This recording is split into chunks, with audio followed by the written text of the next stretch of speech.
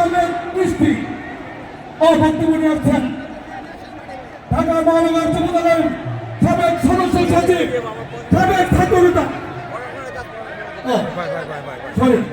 বক্তব্য রাখছেন যুগ্ম আহমেদ ঢাকা মহানগর উত্তর বিএনপি ফেরদৌসী আহমেদ মিষ্টি।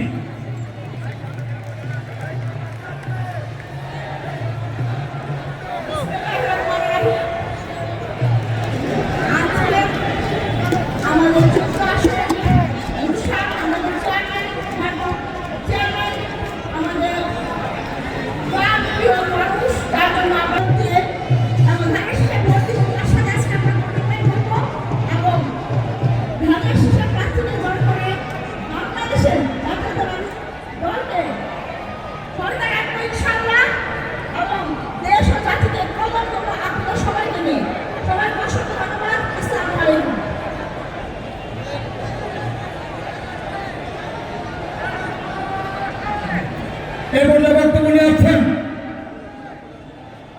ঢাকা উত্তর সিটি কর্পোরেশন থেকে যিনি বারবার জনগণের নির্বাচিত হয়েছিলেন।